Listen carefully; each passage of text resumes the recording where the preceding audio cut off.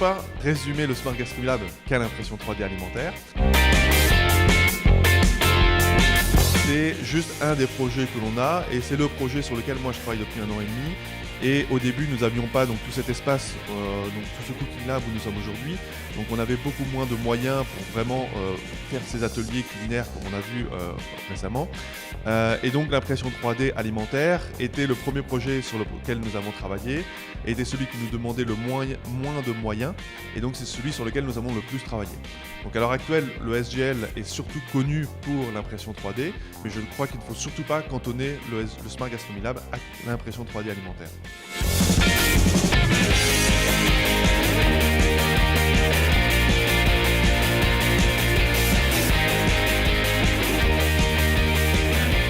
Creative Wallonia a voulu lancer il y a 3-4 ans les premiers Living Labs en Wallonie, sachant qu'il y avait déjà une dizaine de Living Labs à Bruxelles et en Flandre. Et donc il y a eu un appel à projets et 2 projets ont remporté le marché, à savoir un orienté en santé électronique qui s'appelle le WELL à Liège et l'autre orienté en gastronomie donc, qui est le Smart Gastronomy Lab implanté ici à Jambon.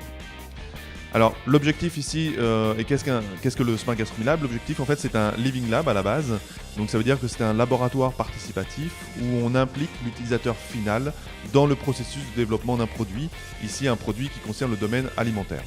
Donc c'est-à-dire qu'on va le faire participer dans toutes les étapes de co-création, prototypage et testing. L'énorme avantage qu'on a au sein de ce Living Lab, c'est qu'on a vraiment des expertises complémentaires. Il y a à la fois des scientifiques, des chefs, des développeurs, il y a des artistes, des designers. Tout ça va permettre de faire ce qu'on appelle de l'innovation de rupture, c'est-à-dire et non de l'innovation incrémentale. Et donc justement, c'est en mêlant ces différentes expertises-là qu'on va arriver à faire aboutir des projets beaucoup plus vite et de façon beaucoup plus concrète.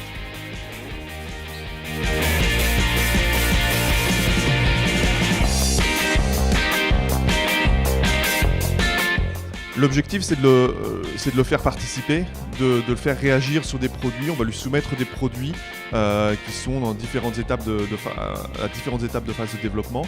Et justement, de pouvoir lui mettre au final dans la main, donc une fois que le produit sera mis sur le marché, de pouvoir lui mettre un produit qui correspondra parfaitement à ses attentes et à ses besoins.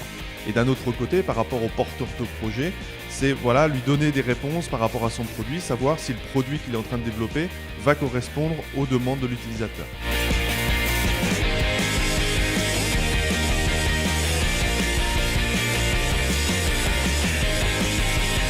C'est autre chose que notre métier de tous les jours de cuisinier. Ici, je viens pour coacher des gens, des passionnés de cuisine qui ont envie de se relever un petit défi, renouveler des produits traditionnels ou innover dans des produits relativement neufs pour, je pense, une débouchée commerciale.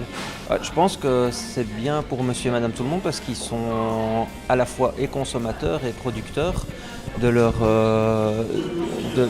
produit. C'est un produit qu'ils peuvent acheter tous les jours et ils vont essayer de l'innover, de le faire changer. Et évidemment, ils vont le faire changer dans le sens de ce qu'ils cherchent comme produit. Donc je pense que pour le producteur, pour le consommateur, c'est un gagnant-gagnant.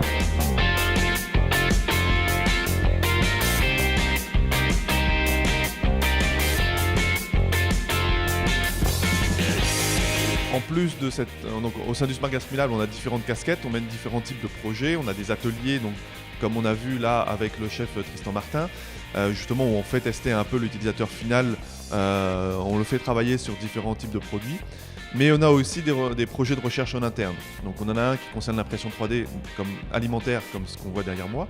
Mais il y a aussi un projet qu'on a baptisé Hippocratonomie, qui est en fait la fusion entre Hippocrate et gastronomie. Donc pour ce projet-là, on travaille avec la chef Arabelle Merlan et le professeur Vincent Castronovo, professeur en médecine à l'Université de Liège. Et dans ce projet-là, l'objectif, c'est justement d'apporter des solutions pour avoir une alimentation saine et qui va permettre en fait de prendre soin de sa santé, de prendre soin de son corps et éventuellement de soigner certaines pathologies. Donc là, l'objectif de ce projet, c'est vraiment faire le lien entre les nutriments qui sont contenus dans certains aliments qui vont permettre de lutter contre telle ou telle pathologie. Donc là, à nouveau, on mêle au sein du même laboratoire, au sein du même projet, différentes expertises.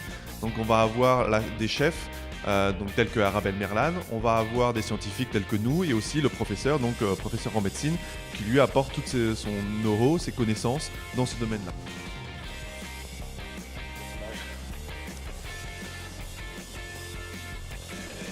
Je pense qu'en s'inscrivant à ce genre d'atelier, vous pouvez aussi définir votre futur de la consommation de la nourriture, vous inscrire dans une démarche aussi locale et vraiment choisir ce que vous mangerez dans le futur.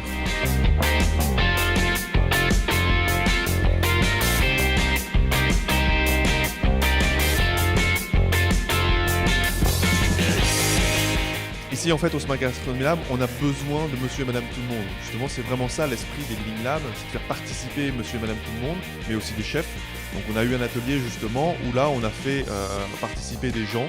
Ils ont testé différents produits qui vont arriver sur le marché dans quelques mois, voire quelques années. Mais c'est vraiment très intéressant parce que d'une part, monsieur et madame tout le monde ou des chefs, ça leur fait découvrir des nouveaux produits, mais aussi ça permet de voir un peu les potentialités de ces nouveaux produits et éventuellement de corriger leur fabrication de façon à mettre, comme je le disais tout à l'heure, à mettre sur le marché un produit qui va correspondre à leurs attentes et à leurs besoins. Donc on a vraiment besoin de monsieur et madame tout le monde. Donc bien sûr il faut des gens qui aient la fibre culinaire, qui aiment cuisiner, mais on n'a pas besoin forcément d'avoir des top chefs, on va dire. De simples amateurs, c'est ce qu'on recherche aussi parce que les produits qu'on va trouver demain dans les rayonnages, ce sont des produits que monsieur et madame tout le monde vont utiliser et la grande majorité des personnes ne sont pas des top chefs. Ils aiment cuisiner, cuisiner un peu, faire une cuisine de tous les jours simple, mais en utilisant des produits, des produits sains, des produits innovants. Et donc ça, c'est pour ça qu'on a besoin de tout le monde ici au laboratoire.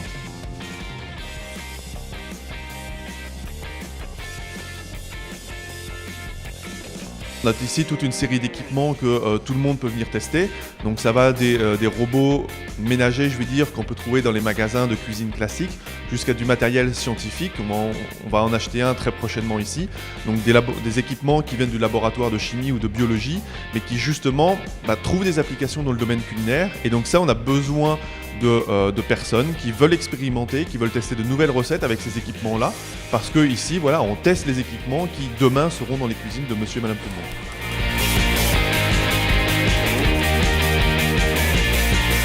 Il faut être curieux. Moi, c'est ce que j'aime dans la cuisine, c'est découvrir de nouveaux produits, découvrir des nouveaux équipements, justement pour faire des nouvelles recettes, élargir un peu notre créativité et avoir des assiettes de plus en plus belles, de plus en plus étoffées, et des produits aussi qui sont super intéressants.